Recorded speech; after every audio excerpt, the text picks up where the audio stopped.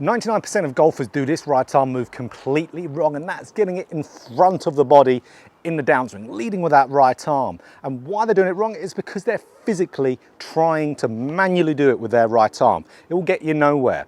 If you do these two things we're going to talk about in this video, you're going to be doing it naturally without even thinking about it, and pretty quickly too. So the first move we need, it's actually not a move, it's in the setup. So we need to set up to the golf ball with the right arm a little bit like this, to where the underside of the right elbow is pointing in front and a little bit to the left there. So it's just pointing a little bit in front and a little bit left. So important, because what that does, that encourages the correct folding up move of the right arm. So when the right arm is folding up correctly, it's staying in front of the seam line here. So then naturally your right arm is pretty much already in front of you. So you really, in essence, you don't have to do too much from there to keep it in front in the downswing and lead with it. So that's incredibly, incredibly important. But that folding movement is so important also. So this is almost two things in this one move here. Now, the setup is going to encourage folding up the right arm, but what is that? What is folding up the right arm? So what I want players to do in this folding up movement is imagine another movement pattern in something else, which is a bicep curl in the gym, or more than anything, a half repetition bicep curl. So a full bicep curl, of course there, half repetition to where your forearm gets about parallel to the ground there.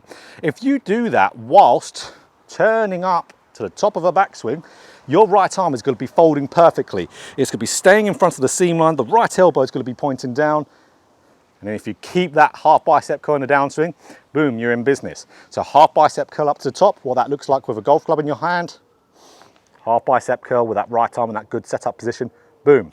Now we're here, now it's so much easier to get the right arm in front. Half bicep curl, having that right underside of the elbow pointing in front of you a little bit to the left, and that right arm gets in front of you really, really easy.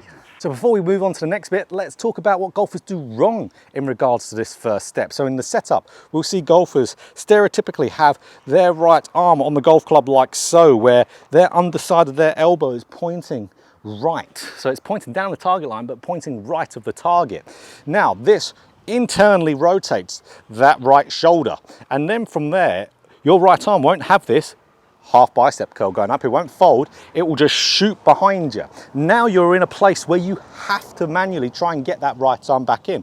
And I can tell you what, guys, I've probably only seen a couple of people who successfully have managed to do that, of having this right arm shoot back from this poor setup position, really pulling back with that right arm, because that's what that setup does for you. But going from here, from that internally rotated shoulder to that externally rotated shoulder in that split second, doesn't really happen. So it's something that you need to avoid doing. That's why you've got to have it into a good place at setup and folding it correctly in the backswing, because it's less work. So the second move you need is moving correctly in transition. So starting that downswing, going from backswing to downswing, because you can have this great right arm folding up move, good setup, and still have it move poorly in the downswing. So to really do this correctly, we want to make sure that as we're starting that downswing, the left hip is going back.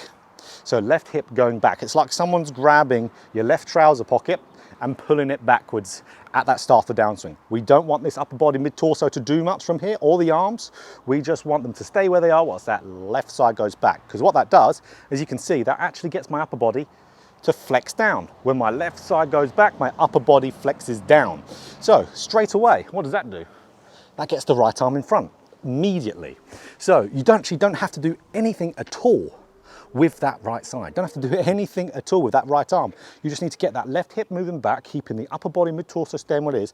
That right arm is immediately going to start to move in front of you. So it simplifies it massively. So got that good start from all the first point. Now getting that left hip to move back in transition. That flexes me down, and that gets me with that right arm naturally moving in front of my body nicely. So let's talk about what golfers do wrong for this second point here. So when they're starting the downswing, they could be up to the top of the backswing in a great spot like we talked about in the first, and then from there they can do a couple things. One I see so commonly will be bumping the hips to start off the swing, having this big hip bump. Now, it's just taught massively back in the day. Big hip bump. What's that doing to my right arm? Straight away, it's making it fall behind the seam line. So this is a lot of golfers who think they clear the hips really well. They think they rotate the hips great to start off the swing. But they'll have this golfer come to me and they'll say, I clear the hips so well, I get stuck with my upper body. If you clear the hips really well, as we just talked about, the right arm will get in front of you from flexing down with your upper body. So it's not the case at all. If you bump your hips, a lot of golfers confuse that with clearing the hips. So if you bump your hips, that's going to then compromise your spine tilt. It's going to tilt you back, which is then gets right arm falling behind you.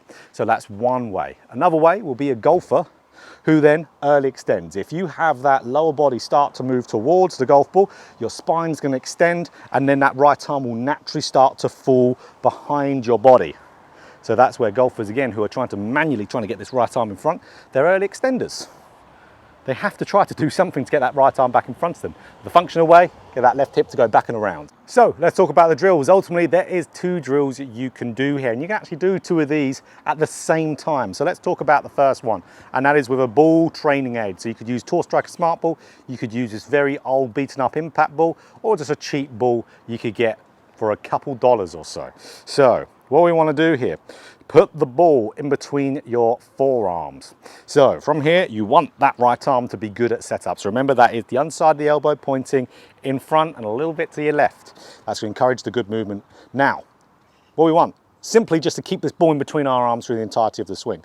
So keeping this in between the arms in the backswing is going to make you fold up that right arm, have that half bicep curl whilst turning. And obviously in the downswing, it's going to nicely keep the ball in your arms if you have that nice left hip going back. Keep that ball in between there. Let's have one. And there we go. So when you're doing this, you generally with these ball training aids can't get a big full complete backswing. You can do it better with a Tour Striker Smart Ball than this one. But you just got to know that is for the drill sake you're doing it. You're getting in good repetitions there if you're really getting this in between your arms and doing this drill, making sure we've got that real nice setup. Brilliant. So, okay, remember this, we're going to be revisiting it. So, chair drill. Talked about this all the time on the channel, but again, this is the best way to work with hitting golf balls on your transitional movement. So that is making sure that as we are starting that downswing, pushing this chair back with the left leg, pushing it back, that gets that upper body to flex down, which then gets the right arm more in front. And then we just continue to push it back all the way through that downswing. So there we go.